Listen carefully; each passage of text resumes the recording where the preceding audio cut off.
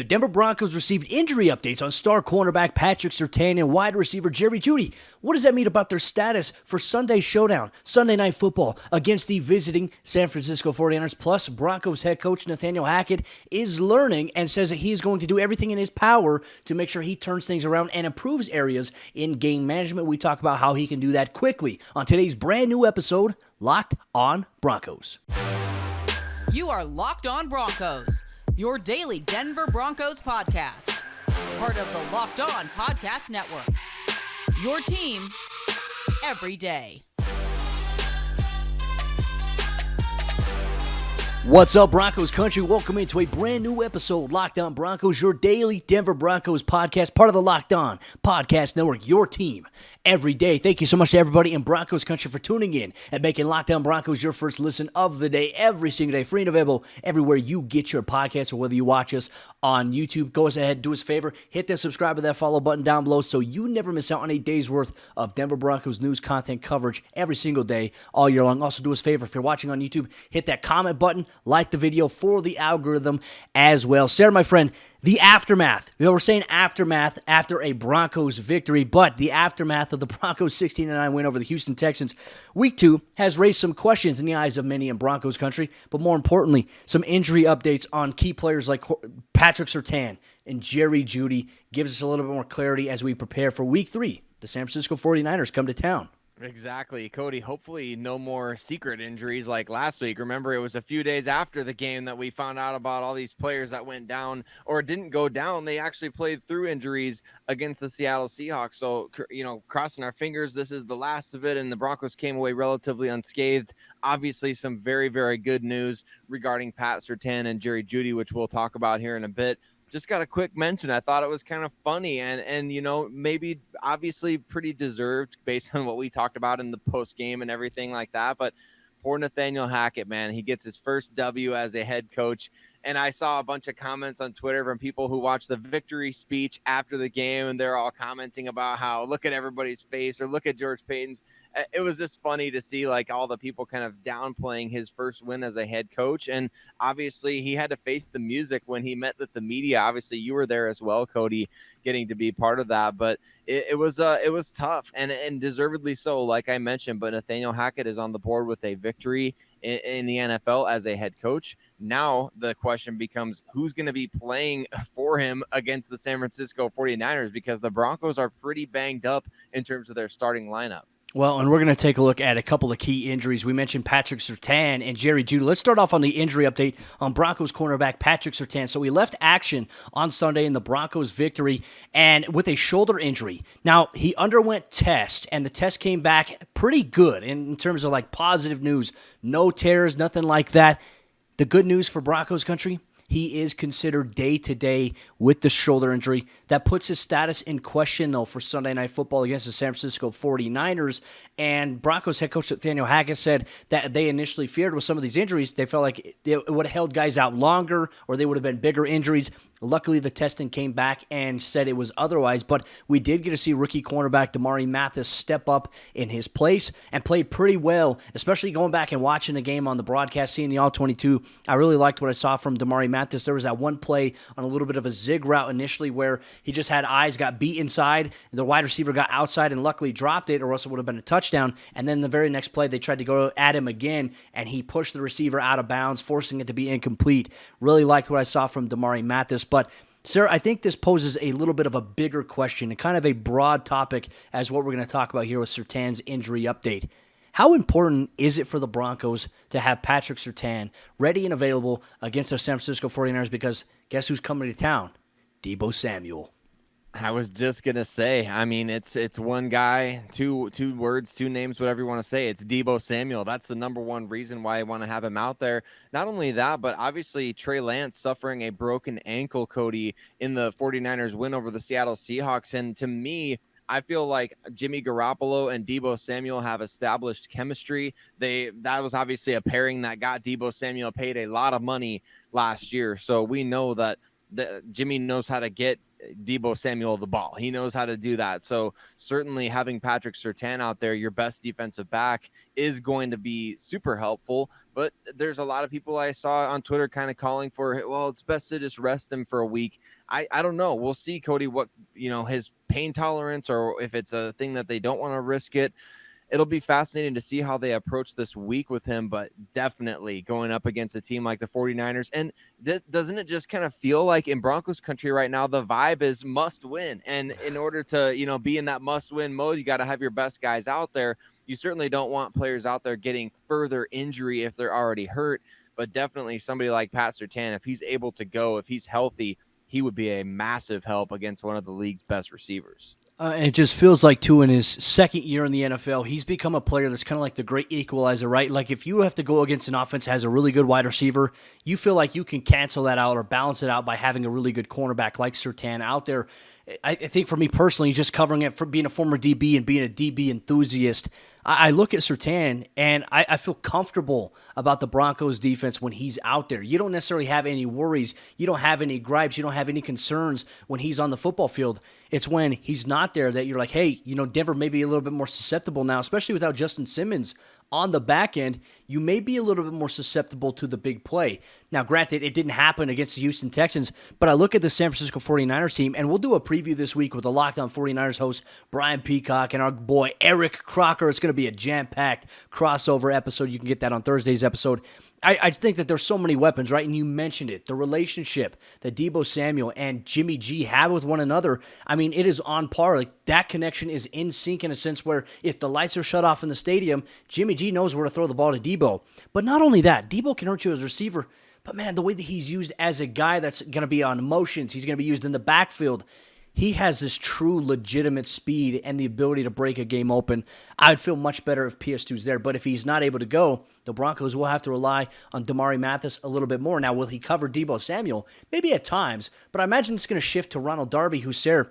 Ronald Darby's had a pretty good first couple of games here of the 2022 NFL season, and it's not being talked about enough, so let's talk about it quickly. He really is having a great start to the season. Not only that, I felt like Cody K'Wan Williams really stood out against Houston. So, and obviously now he's going up against his former team in San Francisco. So a very interesting matchup for sure. Thankfully, the Broncos do have some depth at the cornerback position. Thankfully, they do have somebody like Ronald Darby that they could put up against Deebo Samuel if they wanted to kind of match up guys. We know that they don't always do that, but let's say Deebo's in the slot and K'Wan Williams is on him. I think you can feel confident about that matchup. And Damari Mathis, if they are trying to do all that stuff behind the line of scrimmage, the motion and things like that, I feel like that's kind of the area where Damari Mathis, I feel most confident in his game, is attacking in the running game, being physical, being aggressive. We saw that against Houston as well. So I feel like the Broncos, even if Pat Surtain can't play, which would be a huge loss, I think they're in pretty decent shape with Darby, K'Wan Williams, and then Damari Mathis also playing.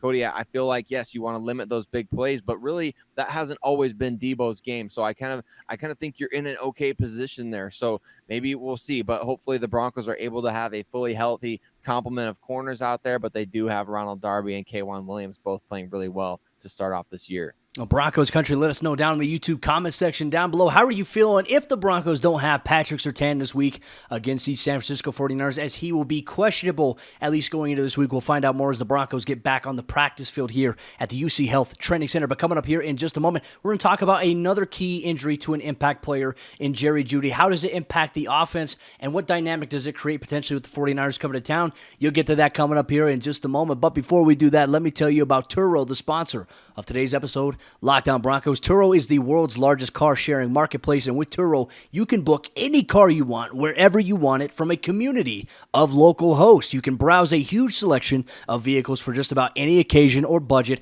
across the U.S., Canada, and the UK. You can book a spacious SUV or minivan for a family road trip that you've been wanting to take. You can get a classic or a luxury car for a special event, birthday, or holiday. And you can find affordable economy cars if you're on a budget and you just need to get from A to B. Test drive that new electric vehicle that you've had your eye on to see how it fits in your everyday life. Many Turo hosts can even deliver the car directly to you. And every trip is backed by liability insurance. Terms, conditions, and exclusions apply. Ditch boring rental cars and find your drive at Turo.com.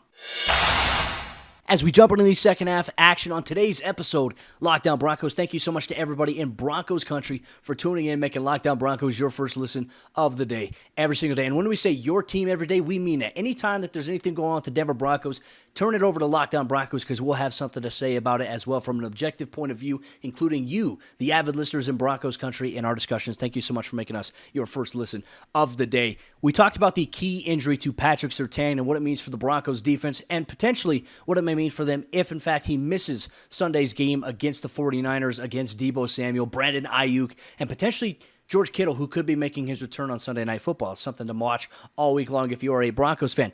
But there's one on the offensive side of the ball, an injury to Jerry Jeudy that I think we have to keep our eye on. Now, the Broncos, like with Surtain, they got some pretty good news as it pertains to Jerry Jeudy. Now, originally we thought it was a shoulder, but it ended up being a rib, chest, sternum injury, according to NFL Network insider Ian Rappaport. And Broncos head coach Nathaniel Hackett told us in the postgame that it was a rib injury. So for him, I think it may be a little bit more about pain tolerance this week for Jerry Jeudy. What is it like? You know, is it something that, is there a bruise? Is there any cartilage damage? You know, I mean, we talked about that with Justin Herbert and the Los Angeles Chargers playing through pain tolerance at that point.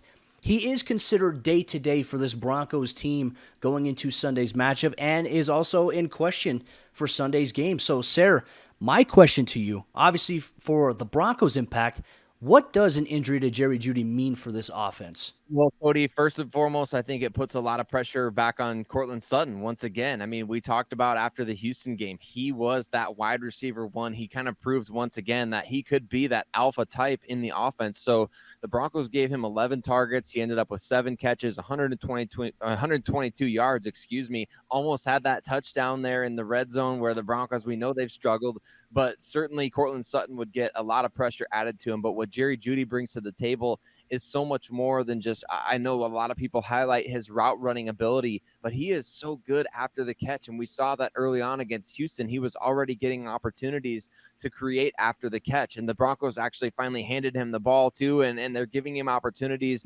different ways to make plays. So not having Jerry Jeudy, it compounded with the fact that you already lost Tim Patrick in training camp.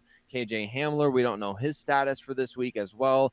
I think not having Jerry Jeudy is huge because the Broncos don't necessarily have that depth anymore on paper or on the roster. It would be that next man up because we know at this point they haven't signed anybody at the time of our recording. And even if they do sign somebody, it's going to take that person time to acclimate to the system. And who knows if they would even be active right away for the team. So it puts a lot of pressure on Courtland Sutton, but then you also have your other guys on the roster that are going to need to pick up some slack. And I felt like one thing we learned on Sunday is once Jerry went out, the offense kind of went downhill a little bit, right? Courtland Sutton, as you mentioned, was a heavy, shouldered the load for them. I saw a lot of volume and targets and things like that. But it's like when Russell Wilson went to some other guys, they struggled with drops. Albert O had a drop. Tyree Cleveland had a drop. And then Tyree would come back later on in the game, have a nice catch that moved the chains for the first down. You love to see that. Montreal Washington almost had a touchdown catch in tightly contested coverage, got 1 foot down, couldn't get the other one down. And I think at this point, as you mentioned, one of the reactions I saw on Sunday was, what happened to all the wide receiver depth that you guys were telling us about in the offseason? The Broncos had it, and then guys got hurt. You mentioned the injury to Tim Patrick. That's a huge blow for them, and we're seeing that, I think, a little bit early on this season. I can't imagine what this offense would look like with Courtland out on the outside on one side, Tim on the other side, Jerry inside the slot. Like, we got robbed of that this year. We're not going to be able to see it because of a freak non-contact injury to Tim. And then we don't know about KJ Hamler. We'll see if he decides, if he's able to practice this week. The Broncos being very cautious, and you and I have said it. They are taking the right approach with KJ because you don't want to throw him out there when he's got some soreness going on and he re-aggravates, hurts something worse, and is out for the entire year. That would not be the ideal situation. So, guys like Tyree Cleveland, other tight ends. We saw Eric Saubert step up in Sunday's game. Albert O needs to step up. Eric Tomlinson will probably step up a little bit. But it's guys like Montreal Washington. And you know what? Kendall Hinton as well. We talked about him. But I'm pounding the table here for Jalen Virgil, the undrafted rookie out of Appalachian State who made the 53-man roster, was a game day inactive against the Houston Texans. I understand maybe skepticism on playing a rookie, putting him into a big-time role. But you know what? This is exactly why he's on the 53-man roster. You see something in him. Give him opportunity to go out there and prove why he made the 53-man roster, because I tell you what, Sayre, I think if the 49ers come in, if Jerry Jeudy does not play in this game, and they focus on bracket covering Courtland Sutton, they're going to force the Broncos to have to go to other guys, and those guys need to step up. Why not take a shot downfield, test the vertical prowess with the guy like Jalen Virgil, who we have seen in every preseason game make explosive plays, something that Nathaniel Hackett said was a big reason he made the 53-man roster. In my opinion, it's time to unleash Jalen Virgil if, in fact, Jerry Jeudy can't go. How do you feel about this? Well, I completely agree with you on that one, Cody, and I was surprised to see Jalen Virgil inactive against Houston. I thought that for sure with KJ Hamler being out, I thought certainly they were going to activate him. Kendall Hinton got the call, which is okay, but I think at the same time, you're talking about adding a guy with dynamic speed into your lineup who could, he did make so many plays in the preseason, consistently explosive. So I feel like the Broncos, they've got somebody there, kind of a little secret weapon, and it's not like you have to burn your call-ups from the practice squad with him. You kept him on the active roster, so put him out there on the field. And I will say, for all those people that are saying, well, you told us at the depth that wide receiver was this, that, and the other, I have been banging the table for wide receivers since before the 2022 NFL draft. And obviously the Broncos did get Montrell Washington, but I was thinking, first, second round. And I think the receiver position is just that important in today's NFL. People need to start realizing that it is a premier position. It's not diminished like it used to be. It's not just, well, wide receivers grow on trees. No, that's not the case anymore. You have to have guys that can play. You've seen it all around the league this season, how big of a difference wide receiver depth has made for certain teams, and having star players at your receiver position. So yes, it's nice for the Broncos if they have a fully healthy complement of guys. They have a really nice group out there, but at the same time, you've got to be deep because the Broncos have struggled since 2019, Cody, with big time injuries, one after another at the receiver position. 2022 has proven to be no different. I think you're calling for Jalen Virgil. I agree with that. I'm also calling for additional help at the position. The Broncos clearly need it. Hey, I don't disagree with you there, my friend, and I think Broncos country probably feels the same. And if you do, let us know down below in the YouTube comment section what the Broncos should do at wide receiver this week. If Jerry Jeudy cannot go, make sure you drop your comment down below. Also like the video for the algorithm. But coming up here in just a moment, Broncos country, Nathaniel Hackett met with the media on Monday and faced the music, as Sayre Bedinger mentioned earlier.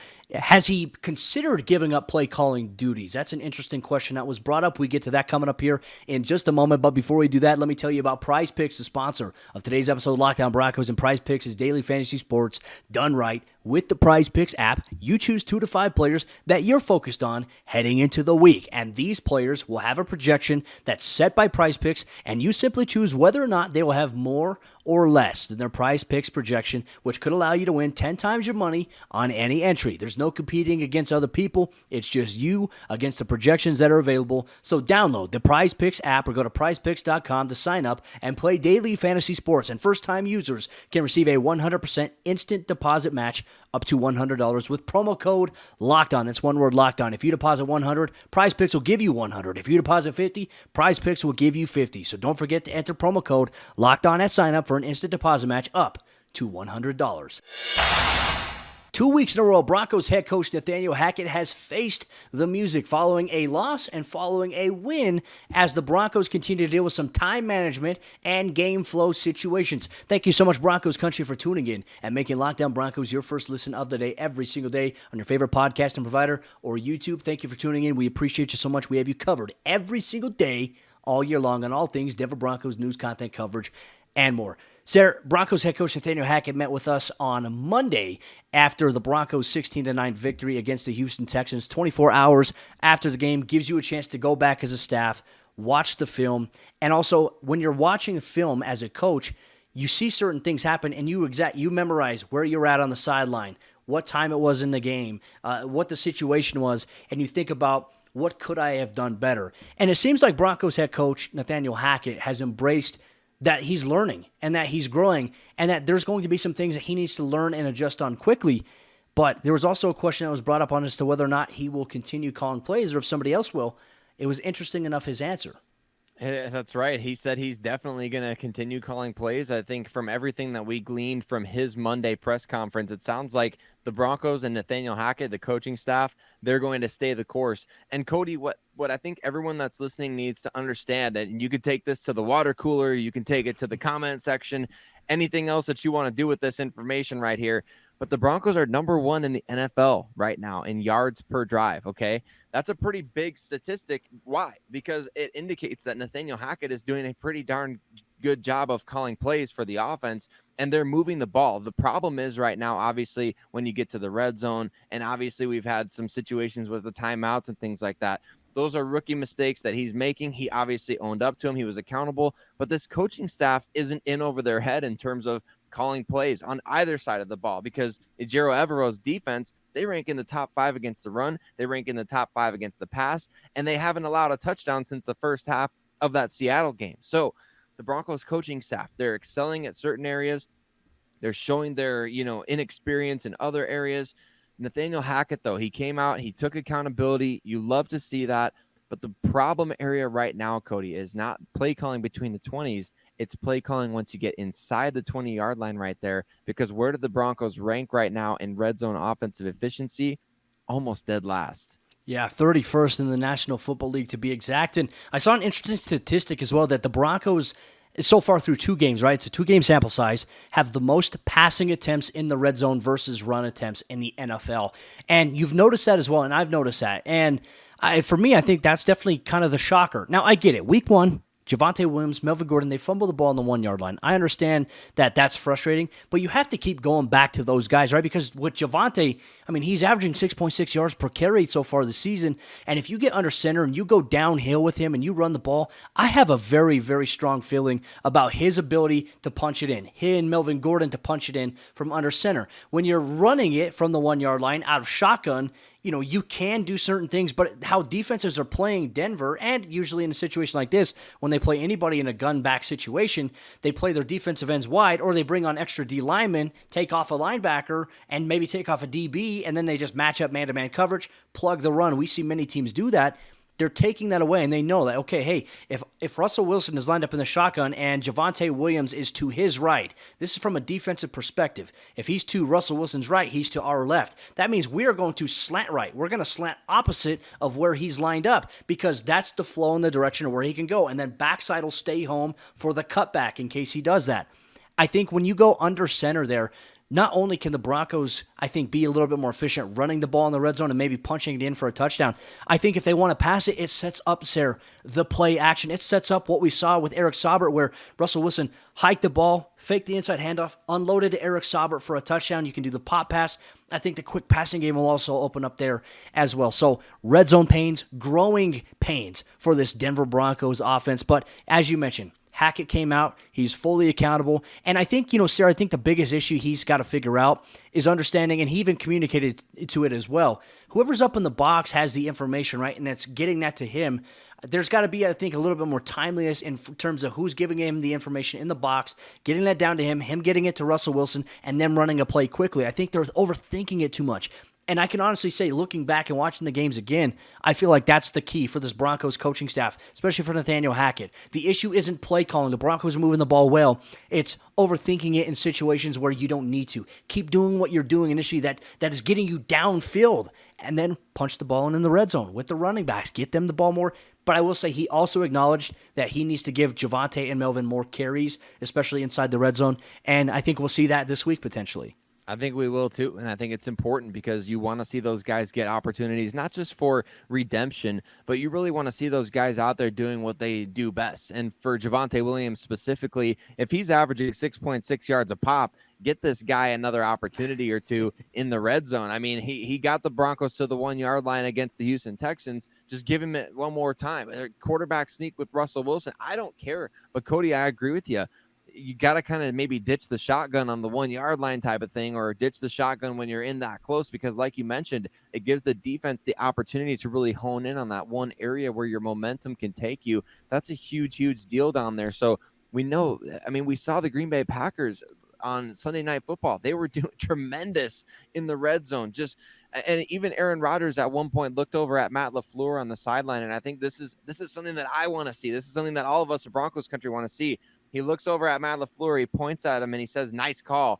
And that's what we all want to see in the red zone, in the gold zone. We want to see the Broncos just humming offensively. And I realize it's Aaron Rodgers. He and Matt LaFleur have been together for years at this point. but still at the same time, we saw questionable calls on the other side from Luke Getsy, the offensive coordinator for the Bears, who was in that same staff. So it's a disconnect, it seems, between those guys that were with Matt LaFleur and are now in separate situations.